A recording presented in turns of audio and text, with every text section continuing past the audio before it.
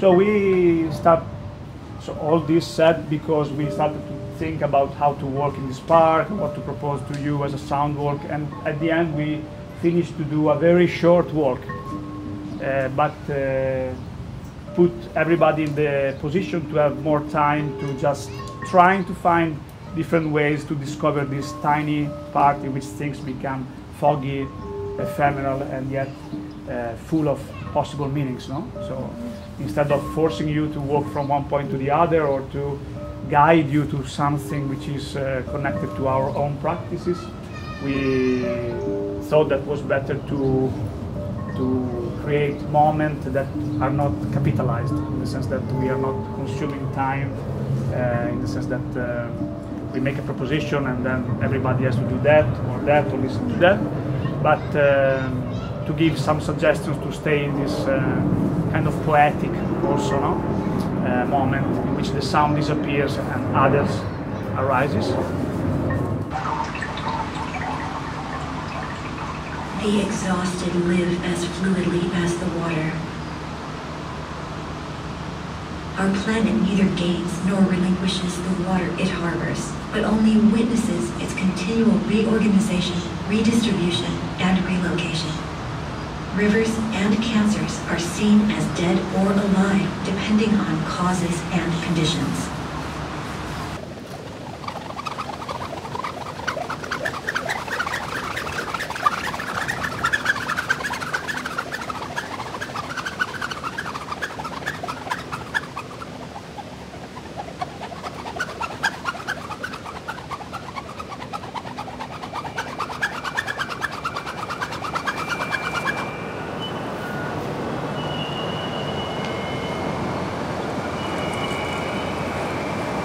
So the title of the installation is Powerless Flight. So powerless not meaning like I feel helpless or powerless, but actually basically power free. Yeah, meaning that the energy that goes into the installations is the very thing that makes it sound. Yeah, it's the wind.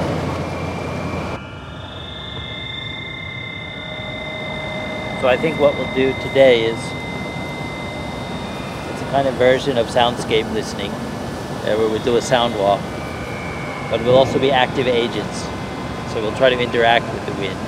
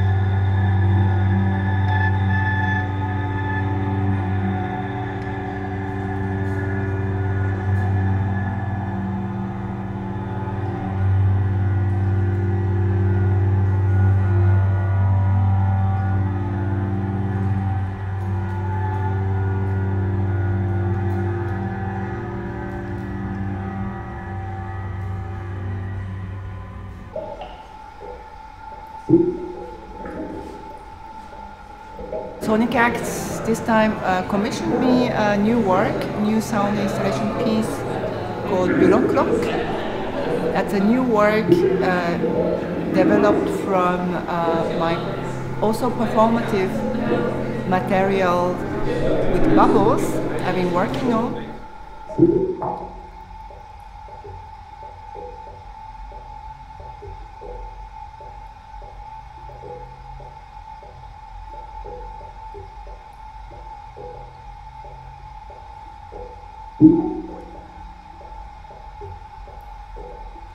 I was happy to experiment with different spaces, different light, different size of the space, and also the relationship to other space outside of the space.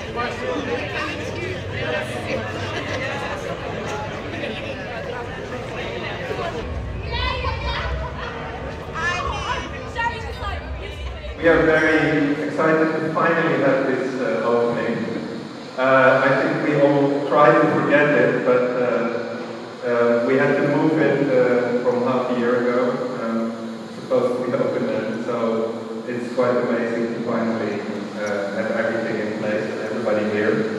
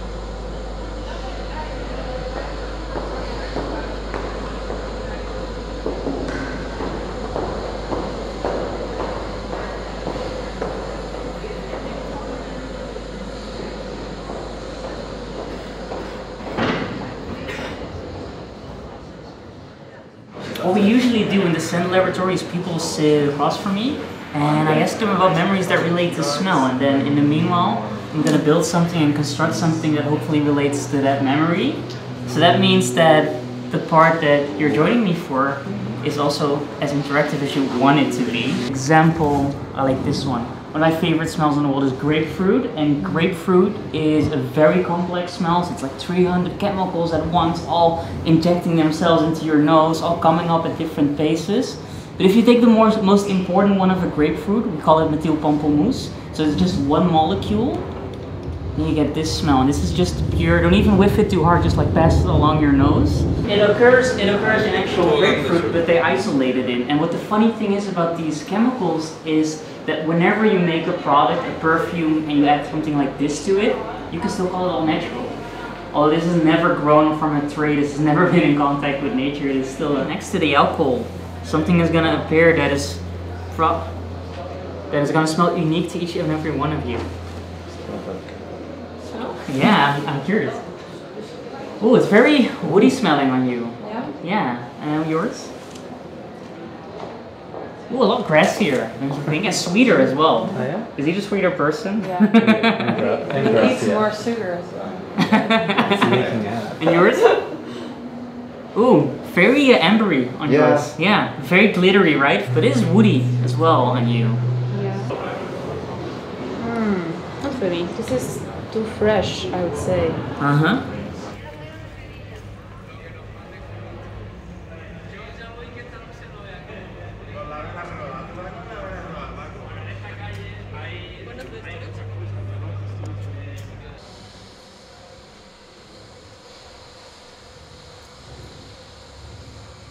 Particularly Margarita and also her team at Sonic Axe have commissioned this work, and Sam and I had been working on oil databases of all kinds. I approached him about what could we do with this body of information? How can we look at these databases and put them in some kind of contiguous relationship? In other words, going off of this contention that data is the new oil, what if we really tested that assumption or took it really seriously? So this project behind us is sourced from a website called welldatabase.com, right? And it's just a list of every single oil well in the U.S. and we filtered it for oil wells that have been abandoned, which leaves us around 300,000 oil wells. And it just kind of goes through them chronologically, telling you when they were born, when they died, and how much they produced.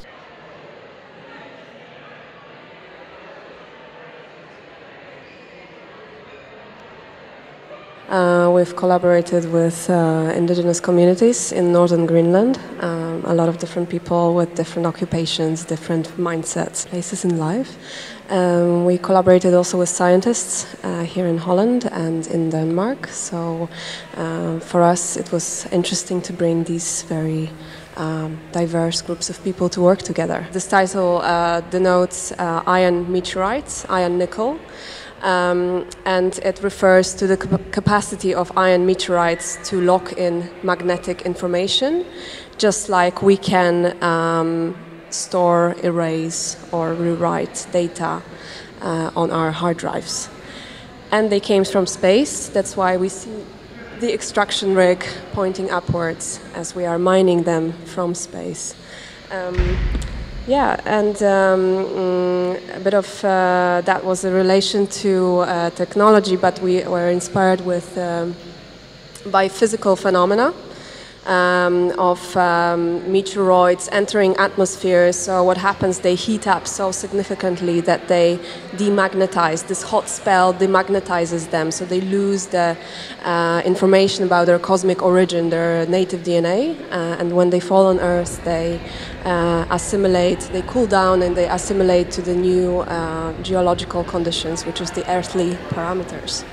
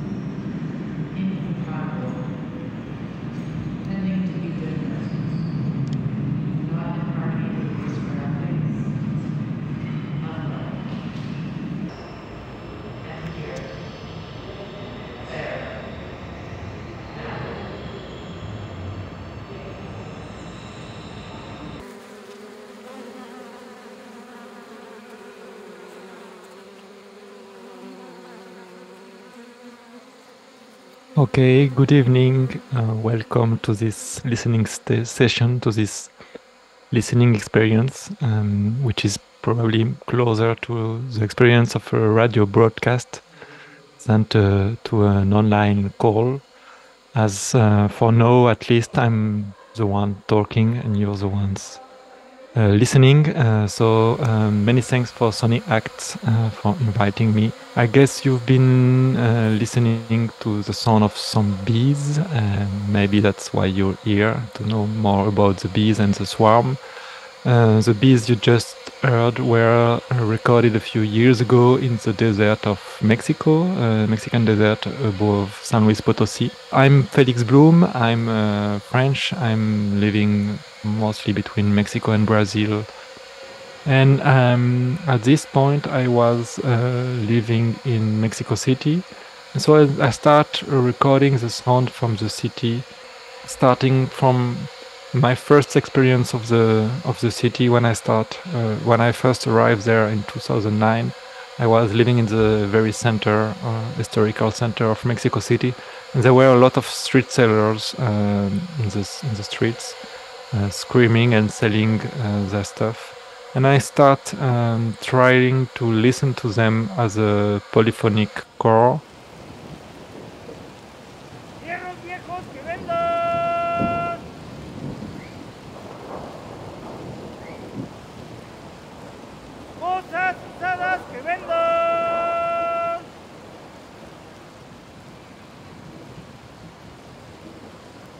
Muebles, periódicos, revistas, libros. Hierros viejos que vendan. Hierro viejo. Tambores. Compro periódico, revista, libros. Refrigeradores. Hierro viejo. Lavadora. Cosas hierros viejos que vendan. Estufas. Cosas usadas que vendan. Muebles, periódico, revista, libros. Compro periódico, revista, libros. Hierro viejo. Compro periódico, revista, libros. Hierro viejo. Que vendan.